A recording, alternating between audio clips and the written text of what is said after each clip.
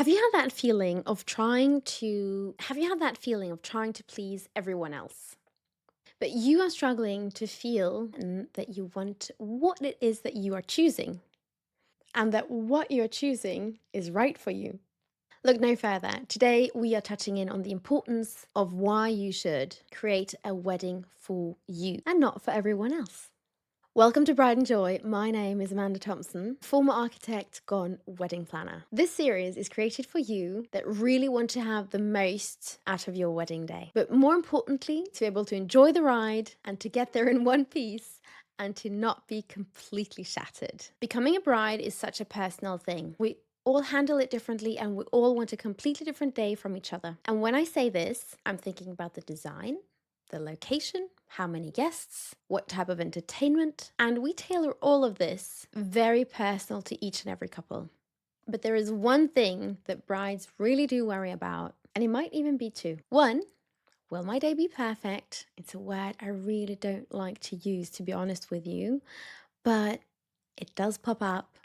And this goes for if you're imagining, will it be like I'm envisioning it? Will everything be as I hoped? And I understand that, and I can relate to that 100% because I've been a bride myself.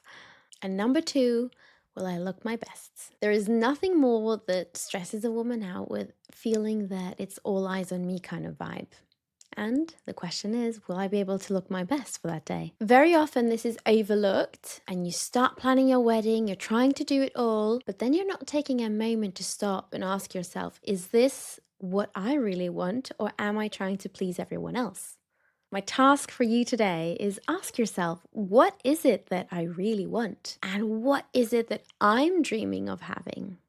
But it's so easy to go, what do others want to do and what do they do and how can we do that? And especially if you've never been to a wedding, because then it's so difficult to understand or to know or to think about. Very often it feels that I've been to a wedding, they did it this way, so I need to do it this way myself. And my first comment on this is, why on earth would you want your special day done exactly like everyone else wants it to be? And I'm no good example of this because when I was a bride, I had never attended a wedding before and I had only been to one. So when it came to the details, I was trying to do what they had done.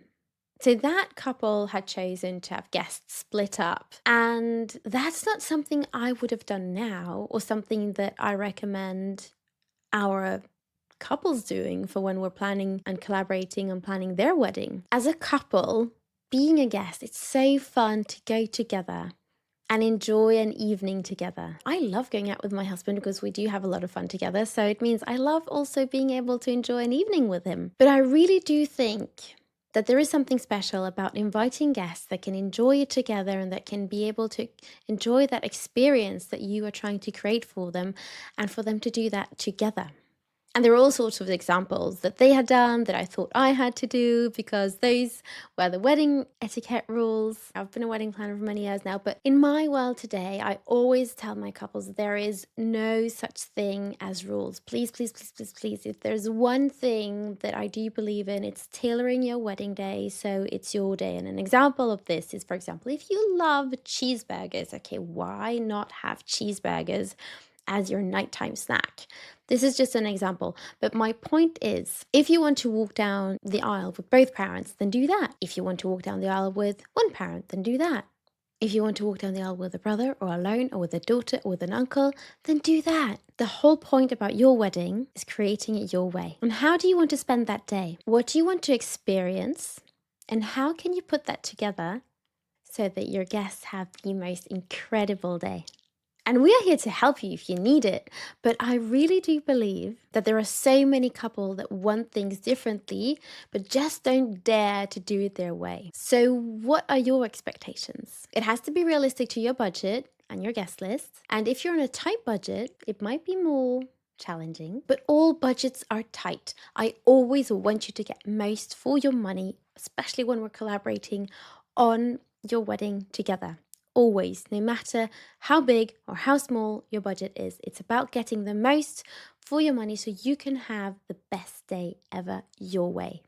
This is not a matter of money. This is an inside of you thing and your vision for the big day. And these can be 100 questions. Do you want a huge amount of food? Do you want to rent a private villa? Do you want a beach ceremony surrounded by only 20 people? Take the time to sit down. Take the time to sit down with your partner, go through your wishes, and make sure that you're on the same page, because very often we want different things.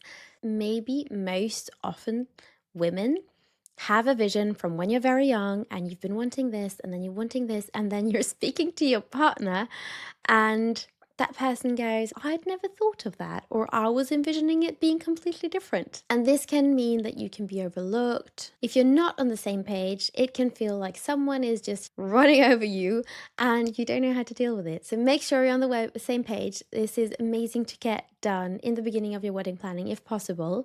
Sit down, switch your phones, have a conversation, enjoy the time with your partner, and start understanding what it is that you want and what it is that your partner wants. And another aspect of it all is how you want to look and feel on your wedding day. We all want to look and feel our best. That's not a lie, but how can you do that in a healthy way? We have had brides that have lost their periods because they're trying to lose weight so fast. We've had brides that have collapsed on the wedding day. There are so many stories, and I'm not going to share them all. But the point is that if you don't take care of yourself in a good, healthy way, it's going to be so challenging for you to reach that end goal by just getting there. And another story, this is not to scare you, but a friend of a friend, this was not a wedding I planned myself, but a friend of a friend, the bride was not able to go to the wedding, or at the end, she wasn't able to reach her reception dinner because she completely collapsed and ended up in hospital because she had been losing weight for so long and trying to be super slim and be perfect for her wedding day. So in the end, she just wasn't able to enjoy it all. And it's just such a sad story. You would never imagine how many brides actually easily get into this. And don't put yourself in these shoes. Don't go there. I did not collapse on my wedding day, but I have to admit that, yes, I went all in on trying to look and feel my best and all of that. And that's another story I can get into at another time. But my point is that you go all in, you shut your blinders, and you don't look at what's important to you. So try and turn it around. Find a rhythm that suits you. Find a workout you like and work out for the health part of it, and try and get enough sleep. Good food, because your glow starts from the inside. And I know you've most probably heard it before, but really, truly, it does really matter. Eat avocados for your skin to get that glow. Drink enough water so you have a good balance. Get good food into your body. Take care of yourself. My best tip is try and do a little check-in every single month with each other. Set a date in your calendar, and it might be the last Thursday of the month or every other Thursday of the month. Find a day that suits your calendar. Set a time, schedule it in so you know that you're not planning other stuff, and you take a little 30-minute to an hour check-in with each other, and this will allow you to stay on track and also to get what you need done. Especially if you're planning your wedding on your own, make sure that you've written down a couple of tasks, then you can start sorting them out together. So you do this and I'll do this, and we'll have it ready for next time we meet. It just means that you can breathe easily.